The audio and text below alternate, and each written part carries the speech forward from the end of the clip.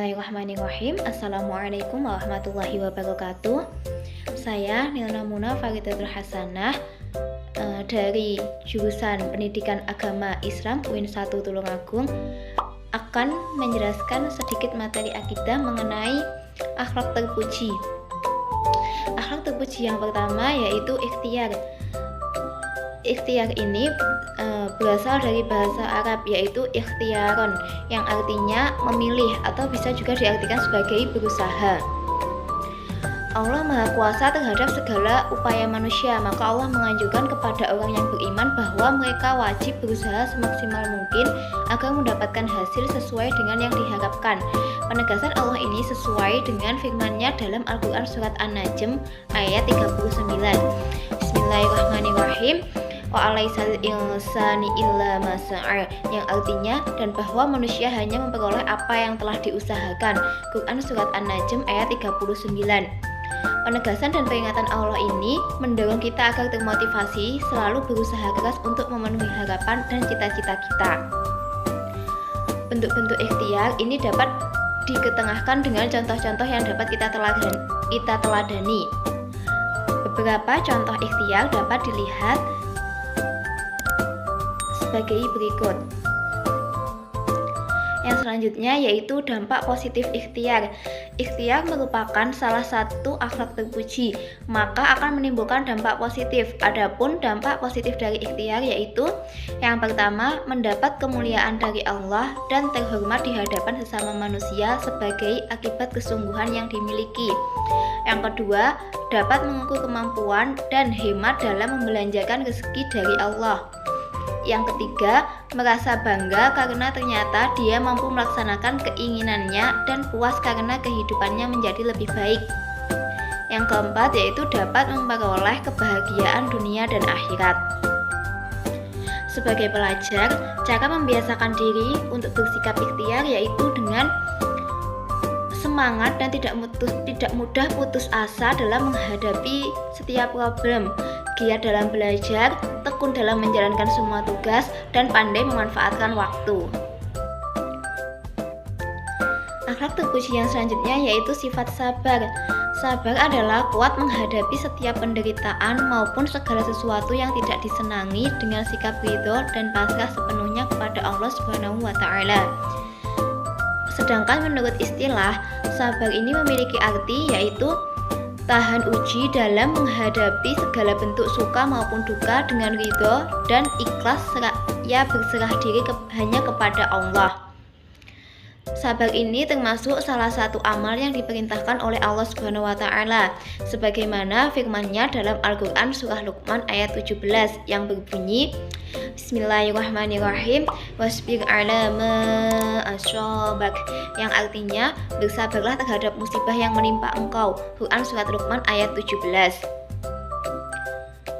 Imam Al-Ghazali membagi sabar menjadi 3 kategori, yaitu sebagai berikut.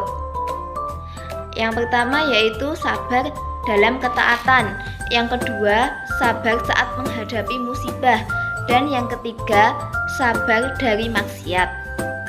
Adapun bentuk-bentuk atau contoh sabar dapat dilihat sebagai berikut.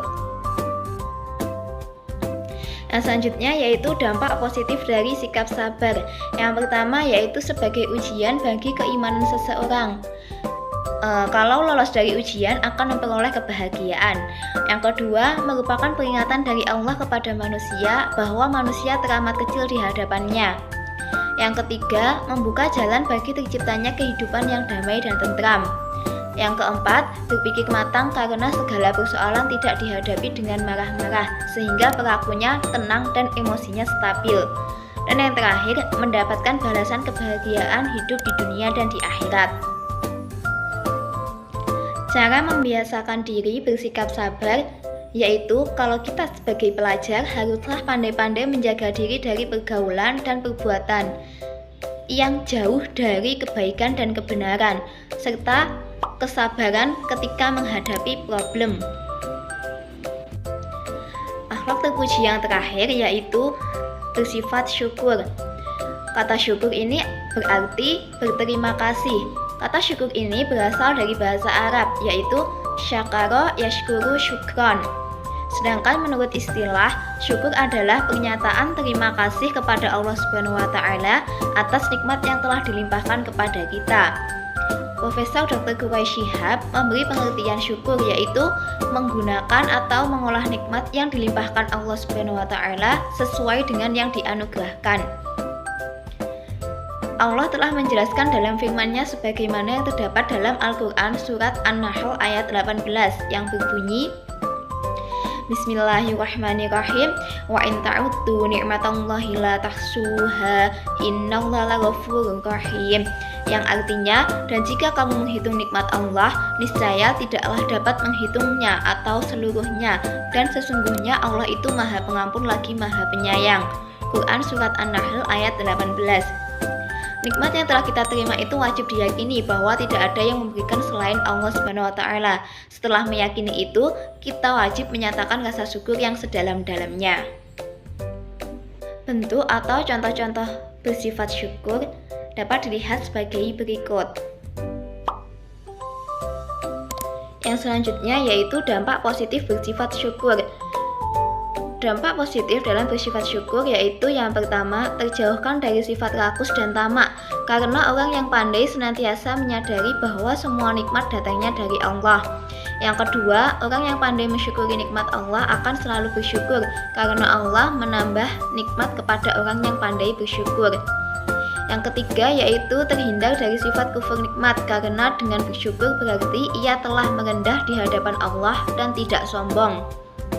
Yang selanjutnya yaitu menambah pahala karena telah melakukan sebagian dari perintah Allah, baik rasa syukur itu sendiri maupun tindakan yang menyertainya. Misalnya, bersyukur setelah panen, ia telah menjalankan perintah untuk syukur dan memenuhi untuk zakat mal. Yang terakhir yaitu cara membiasakan diri untuk bersyukur. Cara membiasakan diri untuk bersyukur itu ada dua, yaitu syukur dengan lisan dan hati. Syukur dengan lisan dan hati ini artinya mengakui secara lisan bahwa segala kenikmatan itu datangnya dari Allah semata, dan lisan kita mengucapkan Alhamdulillahirabbil alamin. Sedangkan syukur dengan hati artinya hati kita terdorong untuk menyadari bahwa segala kenikmatan yang kita terima datangnya dari Allah semata. Yang selanjutnya yaitu syukur dengan perbuatan, yaitu syukur yang diwujudkan dengan mempergunakan kenikmatan dari Allah itu pada bentuk peribadatan lain yang diridhoi dan diperintahkan oleh Allah. Manfaat dari syukur dengan perbuatan itu untuk orang yang melakukannya, bukan untuk orang lain.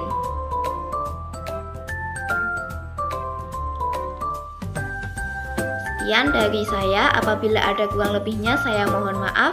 Wabillahi taufiq wal hidayah, wal inayah. Wassalamualaikum warahmatullahi wabarakatuh.